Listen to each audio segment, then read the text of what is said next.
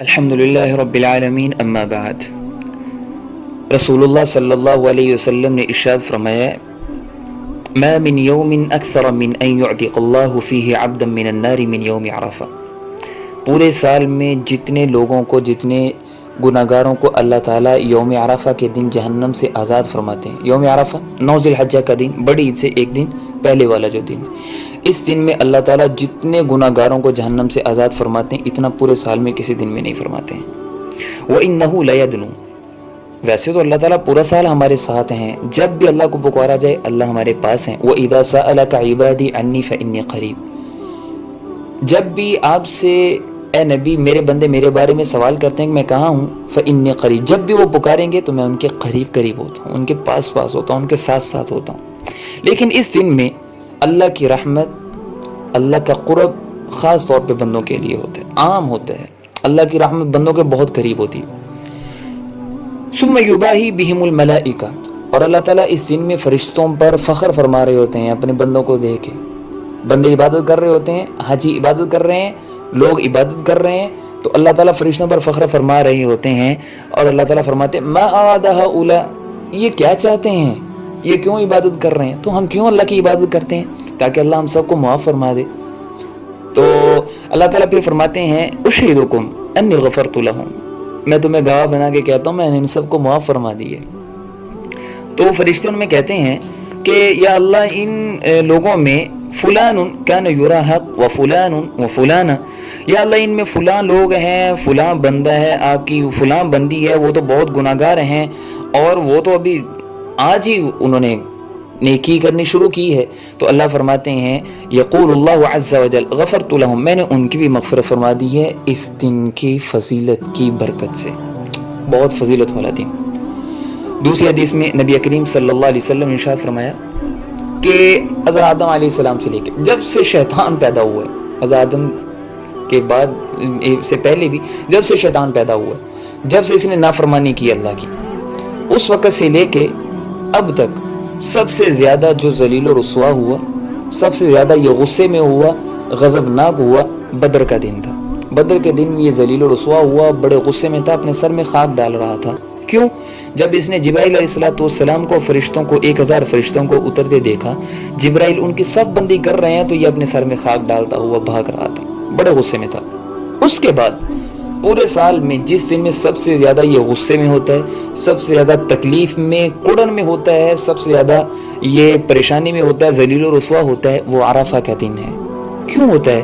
جب وہ اللہ کی رحمت عامہ، اللہ کی رحمت کو آسمانوں سے اترتے دیکھتا ہے تو اپنے سر میں خاک ڈالتا ہے کہ وہ تو سارا سال محنت کرتا رہا، اور یہ اللہ کی رحمت اتنی ہے کہ اللہ تعالیٰ اتنی بندوں کو اللہ تعالیٰ معاف فرما رہے ہیں کثرت کے ساتھ، تو وہ اپنے سر میں خاک ڈالتا ہے اور ذلیل و رسوا ہوتا ہے۔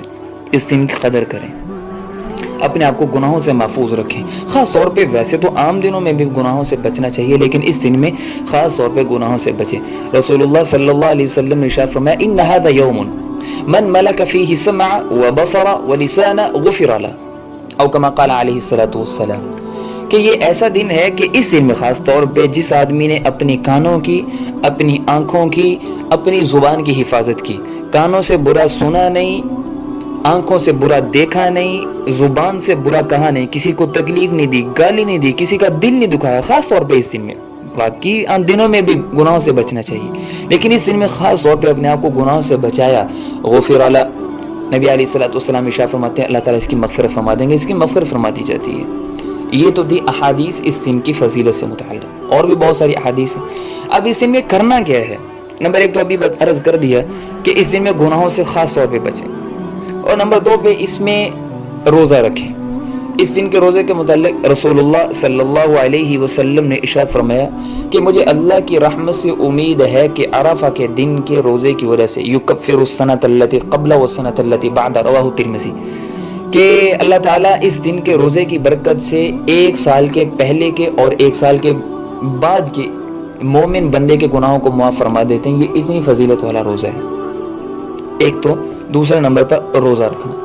نمبر 3 پہ اس دن میں دعائیں بہت قبول ہوتی ہیں، اور پورے سال میں سب سے فضیلت والا دن جس میں سب سے زیادہ مانگنا، دعا مانگنا سب سے افضل ہے۔ رسول اللہ صلی اللہ علیہ وسلم نے ارشاد فرمایا خیر الدعاء دعاء یوم عرفہ۔ امام مسلم رحمہ، امام ترمذی رحمہ اللہ نے اس روایت کو نقل کیا ہے، خیر الدعاء دعاء یوم عرفہ، سب سے افضل دعا، سب سے بہترین دعا عرفہ کے دن مانگے جانے والی دعا ہے، سب سے افضل دعا۔ اب اس دن میں ہم دعا، ویسے تو ساری دعائیں مانگیں، اپنی حاجت، اپنی ضروریات، خواہشات اللہ سے جائز، رشتہ داری کو توڑنے کی دعا نہ ہو، کسی گناہ کی دعا نہ ہو، اس کے علاوہ جو بھی دعا مانگے اللہ قبول فرمائیں گے۔ اس کے ساتھ اب اس دن میں دعا کون سی افضل ہے، تو رسول اللہ صلی اللہ علیہ وسلم نے یہ مسئلہ بھی ہمارا حل فرما دیا۔ نبی کریم صلی اللہ علیہ وسلم ارشاد فرمایا وَأَفْضَلُ مَا قُلْتُ أَنَا وَالنَّبِيُّونَ مِن قَبْلِي فِي يَوْمٍ هَذَا، کہ حضرت آدم علیہ السلام سے لے کے مجھ سمیت، یعنی نبی علیہ السلام سمیت عرفہ کے دن میں تمام نبیوں نے جو سب سے افضل دعا کی، سب سے افضل ذکر کیا، تمام نبیوں نے 1,24,000 انبیاء نے جو ذکر کیا وہ کیا ہے؟ لا الہ الا اللہ وحدہ لا شریک لہ لہ الملک ولہ الحمد وہو علی کل شیء قدیر۔ رسول اللہ صلی اللہ علیہ وسلم ارشاد فرما رہے ہیں یہ سب سے افضل ذکر ہے جو میں نے کیا اور مجھ سے پہلے نبیوں نے کیا ہے۔ تو اس دن کے جو کام کرنے کے ہیں، ایک تو اس دن گناہوں سے بچیں، نمبر 2 پہ اس دن میں روزہ رکھیں، نمبر 3 پہ اس دن میں خصوصیت سے اپنے لیے دعا کریں، پوری امت مسلمہ کے لیے دعا کریں، اور نمبر 4 پہ سب سے افضل دعا کون سی ہے؟ لا الہ الا اللہ وحدہ لا شریک لہ لہ الملک ولہ الحمد وہو علی کل شیء قدیر۔ اللہ تعالیٰ میری آپ کی تمام مسلمانوں کے اس دن میں مغفرت فرمائے، اللہ تعالیٰ مجھے آپ کو تمام مسلمانوں کو اس دن کی مکمل خیر و برکات نصیب فرمائے اور کسی کو بھی اس دن کی برکات سے محروم نہ کرے، آمین۔ السلام علیکم ورحمۃ اللہ وبرکاتہ۔